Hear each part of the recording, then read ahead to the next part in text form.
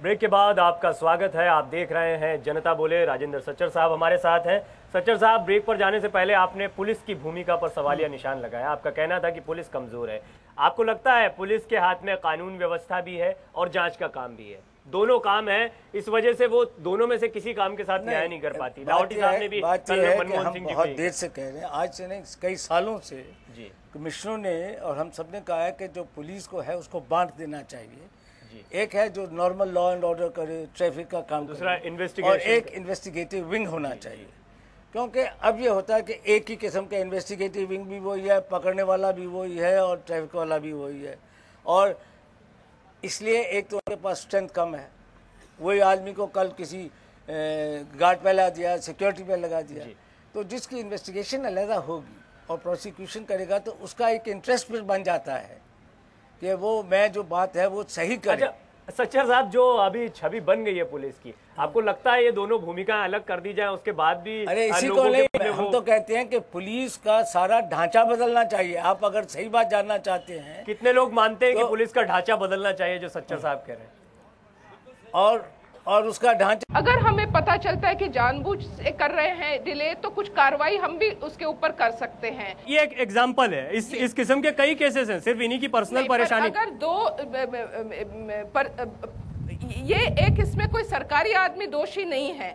मेरा काम आयोग में और हमारे आयोग का काम है, जो सरकारी आदमी काम नहीं कर रही या नाजायज, उनका कहना है कि महिला आयोग में उन्होंने शिकायत की, पुलिस में किया, लेकिन वहां काम नहीं हो रहा है, इसके बाद वो आपसे शिकायत करें। पुलिस के बारे में मैं जरूर इसके ऊपर एग्जामिनेशन करा लूंगी, मैं खुद आपको आश्वासन देती हूँ। यही हम चाहते हैं शैलजा की कम से कम जिम्मेदारी तो अपनी मानी जाए, ये कहने के बजाय कि ये इनका काम है, ये उनका काम है, इसके बजाय जिम्मेदारी लेने का मादा तो आए, ताकत तो आए। जरूर। फातमी साहब, आपने कहा कि तमाम मुख्तलिफ समाजों के लोगों से, अलग अलग के लोगों के लिए कुछ ना कुछ योजनाएं आप लोग नहीं योजनाएं नहीं, मैं बता रहा था सर्व शिक्षा अभियान जी, इसका क्या फायदा होने वाला है मुल्क के अंदर। मैंने कहा किसी इलाके के, किसी धर्म के, किसी बैकग्राउंड के लोग हों, फंडामेंटल राइट में डाला गया शिक्षा को, जो 6 साल से 14 साल के फायदा तो तब होगा, मुझे बता रहा हूँ, फायदा तो मैं उसी पे आ रहा हूँ। तो 6 से 14 साल के जो बच्चे हैं वो स्कूल के अंदर हों, चाहे लड़का हो या लड़की हो, गरीब हो या अमीर हो। अब आपको जान करके खुशी होगी कि आज तकरीबन 93 से 94% इनरोलमेंट है आपके प्राइमरी स्कूल के अंदर। जो इस एज ग्रुप के लोग हैं वो 93 से 94%, कुछ राज्यों में 100% बच्चे स्कूल जा रहे हैं। तो अब जो अब हम देख रहे हैं, जो आगे आने वाले दिनों में, तो जो हमारा लक्ष्य है कि 2010 तक कम से कम, ऐसे तो 2007 का टारगेट है, कि जो 6 से 14 साल के बच्चे हैं वो सभी के सभी स्कूल के अंदर हों। इसको जितना जल्द हो बेसिक एजुकेशन सभी को मिल जाए जी, वो लेकिन सबको फातमी मिले। साहब, बेसिक एजुकेशन मिल भी जाती है तो उसके बाद कहा जा रहा है कि आपकी जो यूनिवर्सिटीज हैं, जो कॉलेज हैं, वो बेरोजगार पैदा करने की टकसाल है। नहीं, अब देखिए, रोजगार एक अलग चीज हो गई, रोजगार और शिक्षा दो अलग अलग चीज है। रोजगार मूलक शिक्षा होगी तब वो रोजगार, कई बड़ी कंपनीज हैं या बड़ी इंडस्ट्रीज हैं जिनका कहना है कि जो शिक्षा पद्धति है, जिस किस्म के लोग यूनिवर्सिटी से निकल रहे हैं, वो हमारे किसी काम के नहीं। जैसा आपने बताया कि चप्पल निकाल कर मारना शुरू कर देना चाहिए या लड़कियों को खुद इतना चौकन्ना रहना चाहिए। छोटी छोटी जो बच्चियां होती हैं, 15 साल की, 16 साल की, 13 साल की बच्चियां, इनका क्या है? ये भी असुरक्षित है। जैसा आपने पहले ही कहा था कि बच्चियां तक 3 महीने की बच्ची असुरक्षित है, और इसीलिए उसके लिए कानून का कड़ा होना जरूरी है। महिला आयोग ने इसीलिए, हम लोगों ने जैसे दिल्ली पुलिस की बात करें, हमने कहा कि प्रत्येक थाने में, पूरे हिंदुस्तान में हम लोग अलग से थाना इनके लिए नहीं बना सकते। मान लीजिए कमी आपकी, दुर्भाग्य की बात है कि जहां कम से कम 11% से लेकर के 15% महिलाओं का पुलिस विभाग में होना जरूरी है, लेकिन अभी हमने 3% भी क्रॉस नहीं किया है। लेकिन इस कमी को देखते हुए थाने में कम से कम एक टेबल महिलाओं से संबंधित मामलों के लिए 24 घंटे चले। वो रात को, उस दिन को किसी वक्त जाकर के अपनी दर्ज करें। यहाँ से हम शुरू कर सकते हैं। अच्छा। यहाँ के जो मामला है वो आए ये बता रहे हैं मैडम, कानून जो है वो कड़ा बना दिया गया है इन लोगों के लिए। क्या कानून कड़ा बना देने से या फिर पुलिस की भूमिका तय कर देने से ये अपराध रुक जाएंगे? नहीं रुक रहे।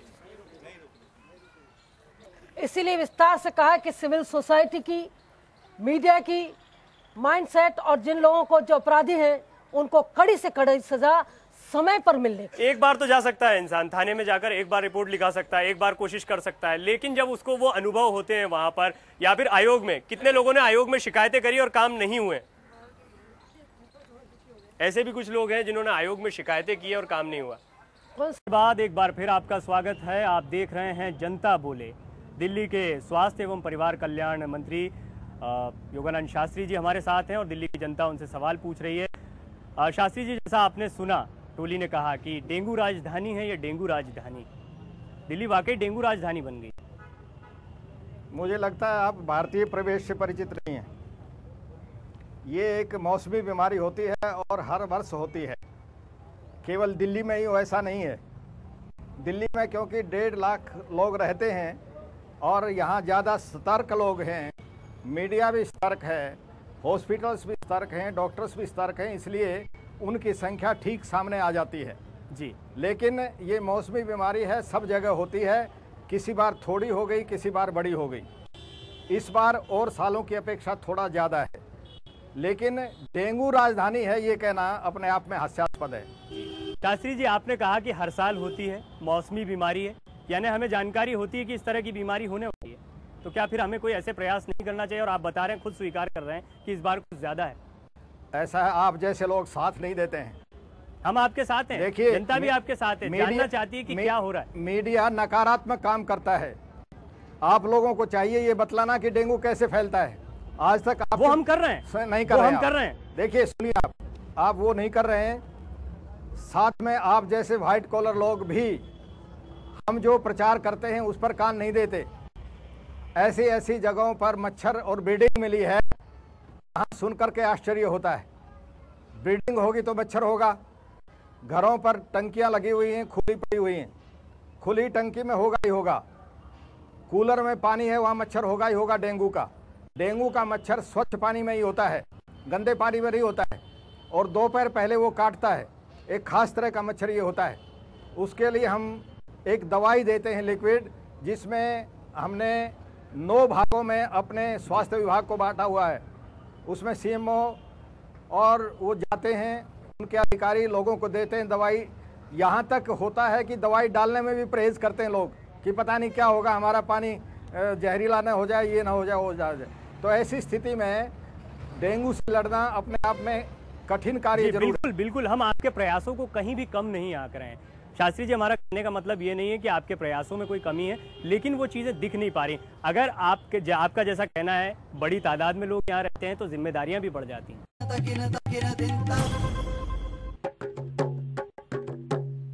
सरकारी तंत्र की भेंट चढ़ा स्कूल हमारा प्यारा है, कंप्यूटर शिक्षा अनिवार्य कहाँ गया वो नारा है।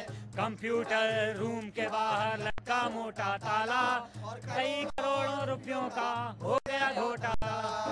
बच्चे बैठे भोजन कर रहे इंतजार, मिड डे मील के नाम अनाज बिकता बीच बाजार। सर शिक्षा अभियान के नाम पर अफसर गाल बजाते हैं, छात्रवृत्ति का फायदा फर्जी लोग उठाते हैं। ब्रेक के बाद आपका स्वागत है। आप देख रहे हैं जनता बोले। अरविंदर सिंह लवली जनता के सवालों के जवाब दे रहे हैं। जनता के सवालों के कटघरे में है, बहुत सारे सवाल हैं, कई सारी योजनाएं बना दी हैं लवली जी ने और सरकार ने, लेकिन जैसा कि हमारी टोली ने कहा, कंप्यूटर के कक्षों के आगे ताला लटका हुआ है बाहर। तो उन योजनाओं का क्या हो रहा है और किस तरह की योजनाएं फ्लॉप हो रही हैं या चल रही हैं? जी, मैं सिर्फ सर्व शिक्षा अभियान के ऊपर बोलना चाहूँगा और तो कुछ नहीं बोलना चाहूँगा। तो सर्व शिक्षा अभियान जब शुरू हुआ है, तो हमने सारे एनजीओ इतने सब बच्चों को हम घर से ढूंढ के लेके आए। सब बच्चों को हमने ढूंढ के शुरू करा सारा। पहले तो 1 साल बहुत अच्छा सर्व शिक्षा अभियान चला। एक एनजीओ ने एक घर से एक बच्चा ढूंढ के लेके आए, कौन किसी जगह भी छिपा लेके आए। लेकिन बाद में 1 साल के बाद डिपार्टमेंट में कुछ ऐसे लोग आ गए, डिपार्टमेंट के एजुकेशन डिपार्टमेंट। कुल मिला के आपने योजना अच्छी बनाई थी, कुछ तत्वों की वजह से या सरकारी तंत्र ठीक से काम नहीं कर पाया तो फ्लॉप हो गई।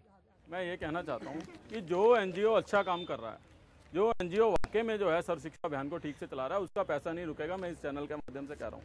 और जो एनजीओ अच्छा काम नहीं कर रहा, उसको किसी कीमत पे पैसा नहीं मिलेगा, ये भी चैनल के सामने कह रहा हूँ।